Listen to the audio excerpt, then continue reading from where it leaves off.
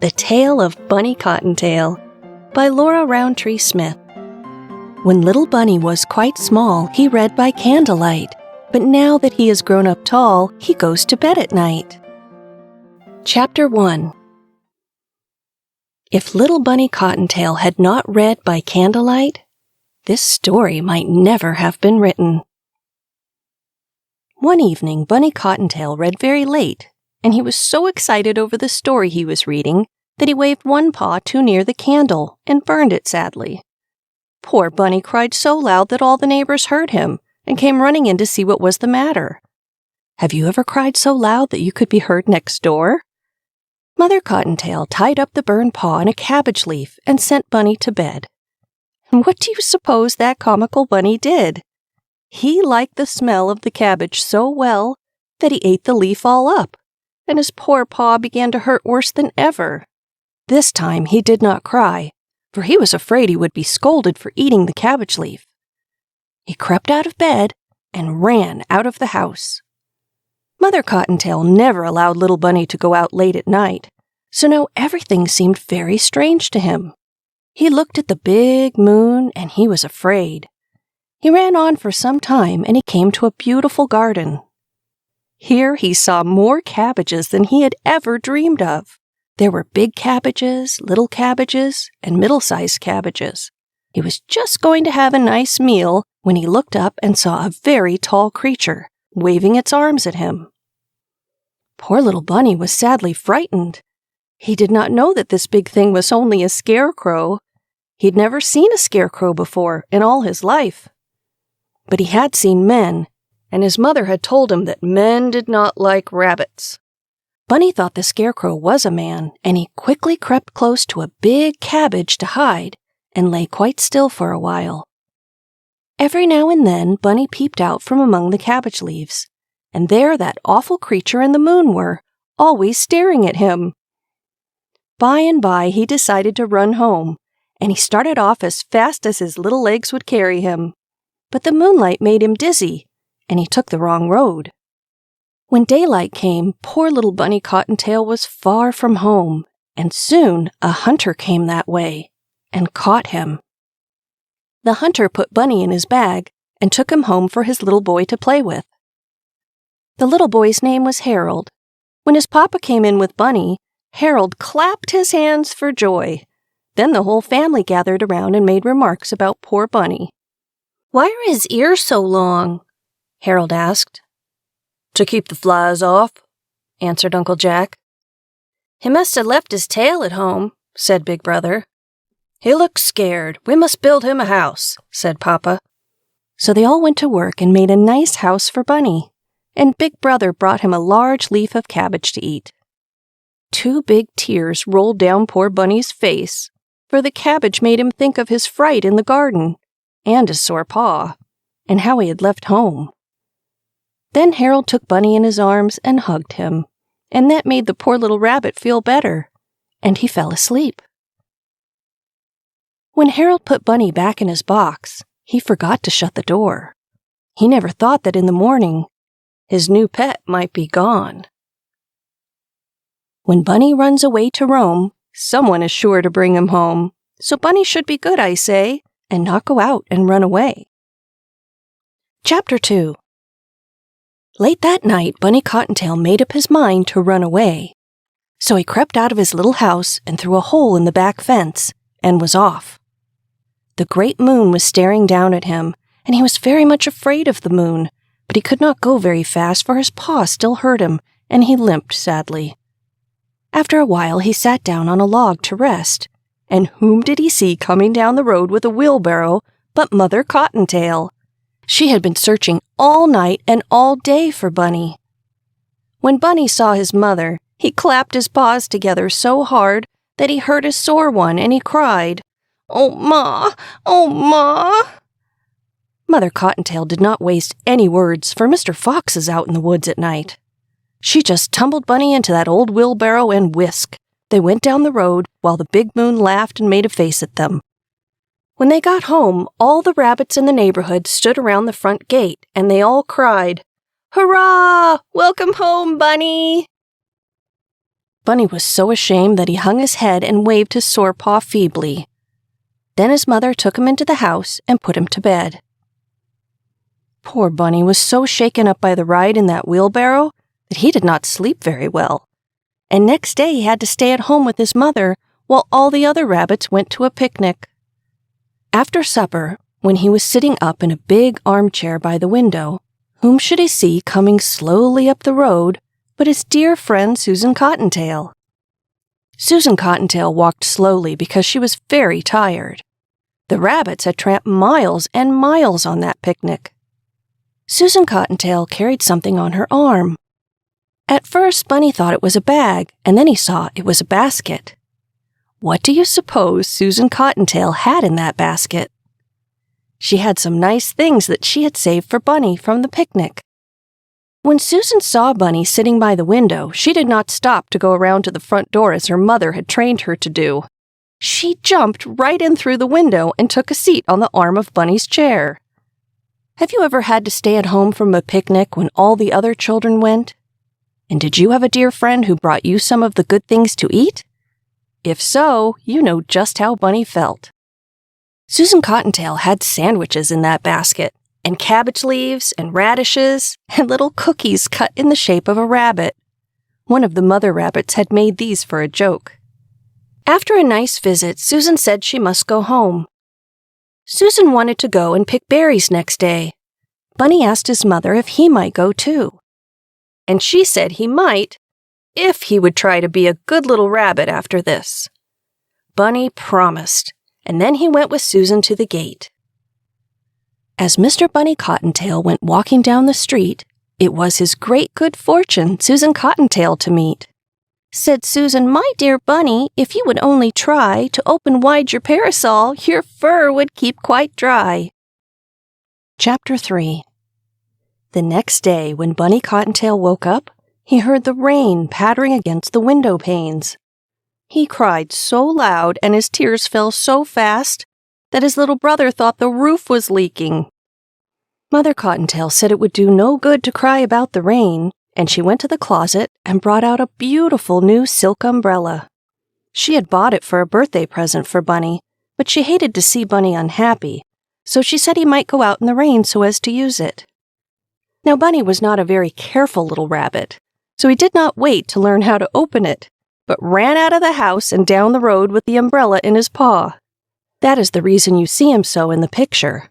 He ran fast because he wanted to show Susan his new present.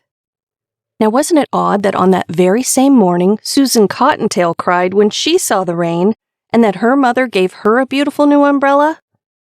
But Susan was a careful rabbit and learned how to open and use the umbrella before she went out. Susan had left her basket at Bunny's house the night before, so her mother said she might go after it. That is the way the two rabbits happened to meet. Bunny was delighted when Susan showed him how to open his umbrella, and they stood there some time talking in the rain. Of course, it was too wet to go for berries, but they wanted to have some fun, so they decided to go to Bunny's house and blow soap bubbles. On the way home, they passed a nice garden. Farmer Jones was out working in it that morning. Bunny wished very much for a bite of cabbage, so he begged Susan to come and hide behind the raspberry bushes, so that they could nibble something while Farmer Jones was not looking.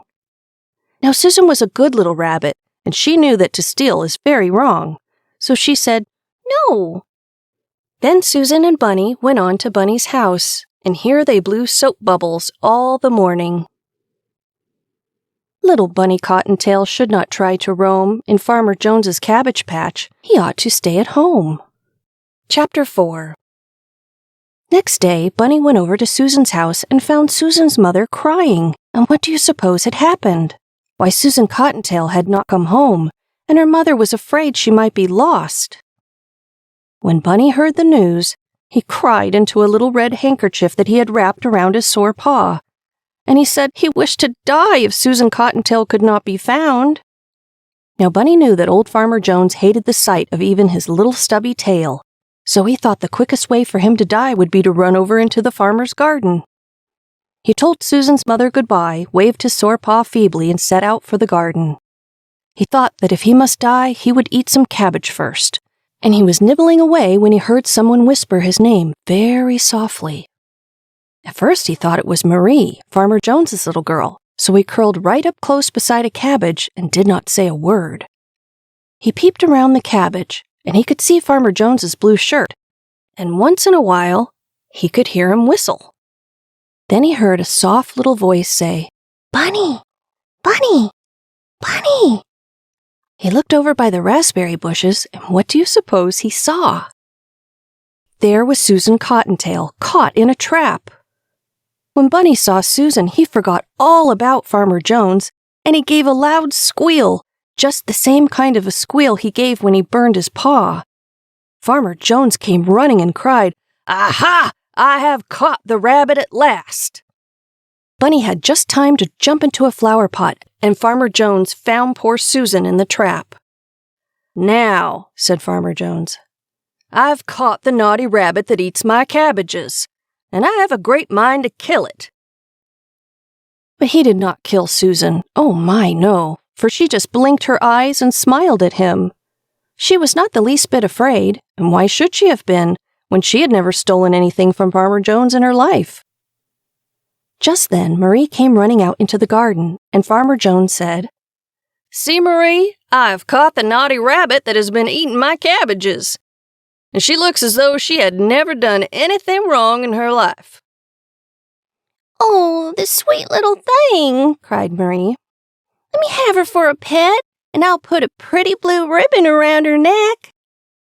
So Marie took Susan up in her little apron and carried her very gently and carefully into the house. She made room for the little rabbit in her doll's bed, and there Susan fell asleep. Little Bunny Cottontail is running home, you see, and Miss Susan Cottontail keeps him company. Chapter 5. What did Bunny Cottontail do then, do you suppose? He felt so sorry about Susan that he cried nearly all day, and he was so afraid of Farmer Jones now that he did not dare to come out of the flower pot. The flower pot had rolled over on one side, so he was quite hidden. Now it happened that Marie had a nice flower bed in front of the house, and a friend had given her a new plant to set out. So she began to look for a flower pot to cover it. Of course, you can guess what happened. Marie found Bunny Cottontail, the flower pot and all. "Oh, Papa, here's another bunny! They must be twins," she cried. Farmer Jones came up, and when he saw how scared poor little Bunny looked, he laughed. He said if they put the two rabbits together, they could soon tell whether they knew each other or not. So Marie carried Bunny into the house. Susan Cottontail had fallen asleep in the doll's bed, so Marie slipped Bunny in beside her, and he pretended to go to sleep too. Farmer Jones said this proved that they knew each other, for if they had been strange rabbits, they would have fought. Night came on, and the big clock in the hall struck 12, and Susan woke up. She was so delighted to find Bunny beside her that she almost screamed for joy, but Bunny put one little soft paw over her mouth, for he was afraid she would waken someone, and he was already planning how they could get away from Farmer Jones's house. He told Susan that he had heard the cook say she would leave the pantry window open to keep her preserves cool. So, if they could only find the pantry, they might escape. Susan listened so eagerly that her ears flopped on the side of the doll's bed as though she were keeping time to a tune. Bunny stole out of bed and began to search for the pantry. He told Susan to wait until he came back for her. The moon was not shining, and it was very dark. Bunny felt his way along carefully till he came to the sitting room. Here he saw a big black box beside a window, and it looked to him as though the window were open. Up he jumped on the box to make sure, and crash! He fell on something that played a tune. The quicker he ran up and down, the louder the tune was, and the louder the tune was, the more scared Bunny was, and the more he ran up and down. Farmer Jones waked up and could not think what all the noise meant. He jumped out of bed and ran downstairs 2 steps at a time with a candle in his hand. He found Bunny dancing about on the piano keys, and he laughed till he cried. Then he called the whole family downstairs to see the strange sight. Everybody laughed and petted Bunny, and the more they laughed, the more scared he was. until he saw Susan peeping around a curtain at him. Then he gave one bound for the open window. Susan followed him, quick as a flash, and whisk! The two frightened little rabbits were racing away down the road before one of the family could say Jack Robinson. What Farmer Jones and the family thought about it, I cannot say, but I can tell you that Susan and Bunny were very careful never to go into his garden again. Little Bunny Cottontail should have gone to school today. He cried so hard he could not see, and went the other way. Chapter 6. When Susan's mother saw Susan, she laughed and she cried. Then she put Susan to bed, and there the poor little rabbit stayed for a week, and then it was time for school to begin. When Bunny's mother saw him, she switched him with a little maple switch and sat him up in the corner until he told the whole story. Bunny ran away so much, you see, that his mother was quite used to it, while Susan was a good rabbit and had never before run away from home. The week passed, and then Bunny's mother said Bunny must go to school, for rabbits have to go to school if they want to learn anything, of course. So she put up a nice little lunch for Bunny and gave his coat an extra brush. She brushed him so hard that he cried a little, and went down the road with his dinner pail on his arm, brushing the tears away with his sore paw. Bunny never did like to go to school very well, so when he stopped crying and found that he had taken the wrong road and was going into the woods, he was not sorry at all. He went on a little way and saw some squirrels. They seemed to be having a very good time, and Bunny sat down to watch them at their play. Then he opened his basket and began to eat his lunch, for he was always hungry. He was so tired then after his long tramp that he fell asleep, and never opened his eyes until he heard a soft tinkle, tinkle, tinkle. He opened his eyes, and there stood Susan Cottontail smiling at him. Bunny did not know where he was at first, but he rubbed his eyes hard, and then he asked Susan where she had got the dear little bell that hung around her neck. Susan said it was a reward given her by her teacher for good behavior. Then Bunny was sorry that he had not gone to school, for he liked the tinkle-tinkle of that bell. Susan said that all the rabbits were out looking for Bunny, and that they thought him very naughty. When Bunny got home, he said that he would go to school now every day if Susan might stop for him. It worked well for a week. Then that naughty Bunny got up early and went down to watch the little fishes swimming in the brook. All the rabbits went out to look for him and found him and took him home as before. That night, Mother Cottontail sat by the fire a long time, thinking. Presently, she crept softly out of the house, shutting the door behind her.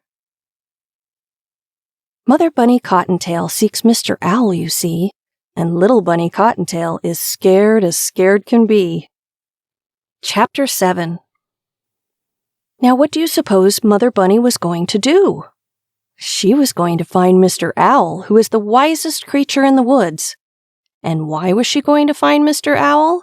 Because she wanted to ask him how to stop Bunny Cottontail from running away. Mr. Owl was at home as usual, sitting on a branch of an old pine tree.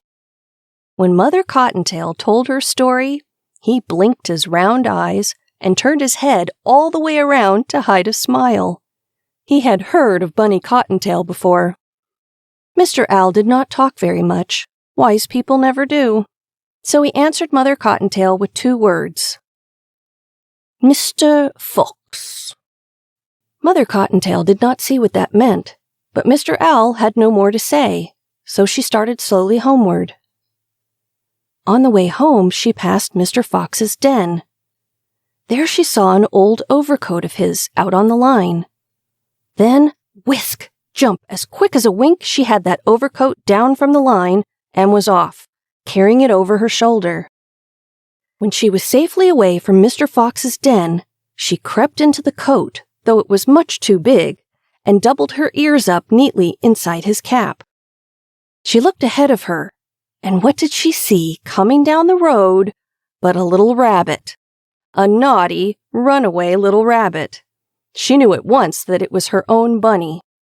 Mother Cottontail stood very still in the shadow of a tree, and when Bunny came by, she whisked out and took him in her arms and started straight for Mr. Fox's den. Bunny Cottontail was so scared that he did not say a word, but he thought he felt his hair turning gray, and that was a pity for one so young. When they got near the den, Mother Cottontail stopped. Everything was very still. "Now, Bunny," she said, "you shall go in there and we will eat you up unless you promise never to run away any more." Did Bunny promise? Well, indeed he did, in a hurry, and Mother Cottontail told him that all the foxes knew about it and would catch him if he ever ran away again. Then she gave him a big hug, which scared him nearly to death. Think of his being scared when his own mother hugged him. But you see, he thought she was Mr. Fox. Then she let Bunny go, and he ran straight home. Mother Cottontail put Mr. Fox's coat back on the line and went home too, very happy. Bunny Cottontail never ran away from home anymore, so Mr. Owl knew what he was talking about after all. Bunny and Susan were always the best of friends. But whether his sore paw ever got well or not, I cannot tell you, for I forgot to ask him. End of The Tale of Bunny Cottontail by Laura Rountree Smith. Read by Patrice DeHart.